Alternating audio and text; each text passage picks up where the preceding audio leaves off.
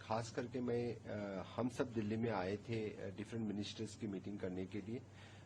सबसे पहले मैं finance minister mister Nirmala Sitharaman madam को मिला और जीएसटी रिलेटेड डिफरेंट इश्यूज थे, इसके बारे में डिस्कस किया। और हमें इंफ्रास्ट्रक्चर में specially with the national games के लिए हमने गवर्नमेंट ऑफ इंडिया का सपोर्ट मांगा है। Madam have assured us to give the support. National games के लिए मैडम ने सपोर्ट देने के कहा। इससे पहले भी हमें जब गोवा ट्रिप 60 हम सेलिब्रेट कर रहे थे, तभी भी हमें केंद्र सरकार से अच्छी मदद मिली थी। Even though for the capital expenditure different project के लिए हमेशा के लिए केंद्र सरकार से डबल इंजन की सरकार हमें in all the infrastructure, tourism related, road and infrastructure related, health infrastructure related हमेशा के लिए सपोर्ट मिला है। तो इस बार भी सपोर्ट हमें केंद्र सरकार से मिलेगा।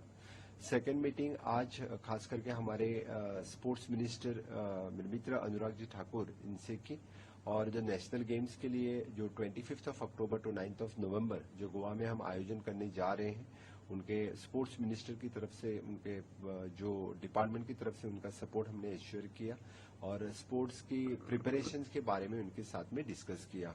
और खास करके जो इनॉग्रेशन के लिए honourable prime minister Narendra Modi ji को हमने इनवाइट किया है 25, otherwise on the 26 as per the date of honourable prime minister हमें उनका आयोजन, उनका इनॉग्रेशन का कार्यक्रम रहेगा। और बाकी सभी सपोर्ट हमें स्पोर्ट्स मिनिस्टर से मिलेगा। और दूसरी बात, उनसे जो इंटरनेशनल फिल्म फेस्टिवल जो 20 नवंबर को एवरी साल हम गोवा में जो आयोजन कर रहे हैं, इनकी स्टैंडिंग कमेटी की मीटिंग्स तो ट्यूसडे आयोजन की है, लेकिन उसका प्रिपरेटरी मीटिंग्स और इसके बारे में भी अनुराग ठाकुर जी के साथ पूरा डिस्कशन हुआ। और अच्छी तरह से इस बार भी यानी ये इंटरनेशनल फिल्म फेस्टिवल का आयोजन बड़े धूमधाम से हम गोवा में करने जा रहे हैं।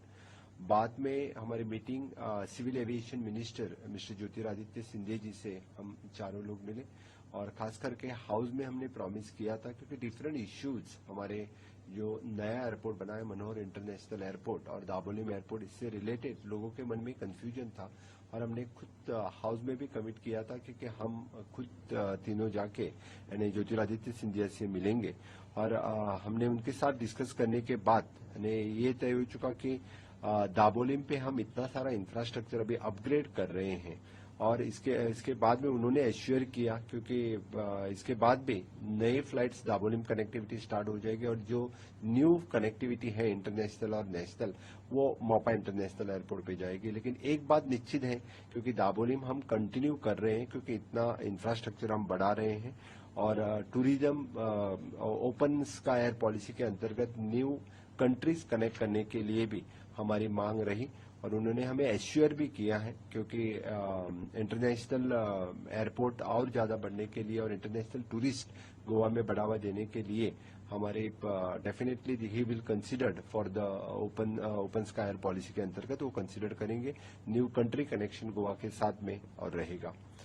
नेक्स्ट हमारी मीटिंग डिफेंस मिनिस्टर माननीय राजनाथ सिंह जी के साथ रही, और हमेशा के लिए दाबोलिम एयरपोर्ट जो नेवी एयरपोर्ट है, और हमेशा के लिए लोगों के मन में एक साशंकता रहती है, क्योंकि अभी नया एयरपोर्ट स्टार्ट हुआ तो दाबोलिम पूरा नेवी के, तो उन्होंने हमें 100% एश्योर कर दिया, क्योंकि ये सिविलियन के लिए या हमेशा के लिए एविएशन के लिए एयरपोर्ट खुला रहेगा। इससे भी आगे जो इंफ्रास्ट्रक्चर बढ़ा रहे हैं और इतने सारे हम इन्वेस्टमेंट वहां पे कर रहे हैं, तो डेफिनेटली ये एयरपोर्ट भी सिविलियन के लिए रहेगा।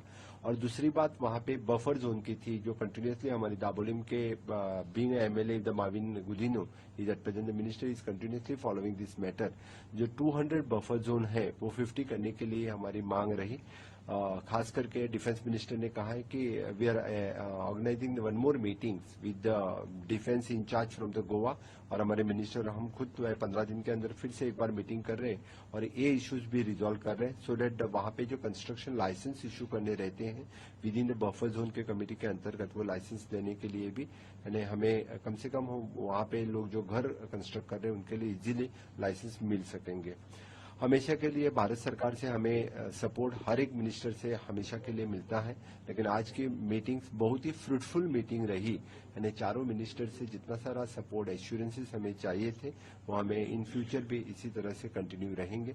सो मैं शुक्रगुजार हूँ honourable prime minister Narendra Modi ji का, इस आजादी के अमृत काल में हमेशा के लिए जो गोवा के इंफ्रास्ट्रक्चर बढ़ावा करने के लिए जो हमें सपोर्ट मिला है, इससे आगे भी इसी तरह से सपोर्ट हमें मिलती जाएगा। सर एक सवाल है, गोवा जिस तरह से टूरिस्ट डेस्टिनेशन है और इंफ्रास्ट्रक्चर पर बहुत जोर है स्टेट गवर्नमेंट का, और पिछले दिनों कई G20 वर्किंग ग्रुप्स की वहां पर मीटिंग भी हुई, उससे जो गोवा का डेवलपमेंट है या जो एक जुड़ने का जो है उसको कितना फायदा मिला है G20 मीटिंग्स जो वहां पर हुई है वर्किंग ग्रुप्स की, अलग अलग मिनिस्ट्रीज की? सबसे पहले तो G20 की मीटिंग्स यानी बहुत ही अच्छी मीटिंग्स रही और अप्रोक्सीमेटली 9 मीटिंग्स हम वहां ऑर्गेनाइज करके, खास करके जो टूरिज्म मिनिस्ट्रियल मीटिंग और द पावर मिनिस्ट्रियल मीटिंग हम गोवा में जो आयोजन किया, उसका बहुत ही अच्छा आयोजन रहा। जो even though the foreign delegates and our ministers, power ministers and the tourism minister have also appreciated the meeting. अच्छा आयोजन रहा और इस आयोजन के दो फायदा गोवा को हो चुके। जो इंफ्रास्ट्रक्चर बढ़ाने के लिए भी हमने अच्छी तरह से आयोजन में काम किया था, और the being a touristic state, the G20 की जो 20 कंट्रीज थे वहां तक हम गोवा स्टेट यानी as a tourism capital of India हम उन सभी तक पहुंच सके। एक्चुअली द गोवा का जो एक्चुअल टूरिज्म बोल के उस स्टेट में जो पहुंचना चाहिए था, वो हम वहां पे हाईलाइट कर सके। इसी G20 की मीटिंग का हमें ज्यादातर फायदा हुआ है। और खास करके मैं ये ऐड करूंगा, क्योंकि जो टूरिज्म यानी G20 का डिक्लेरेशन जो आगे होने वाला है, they will declare as the Goa declaration of the G20।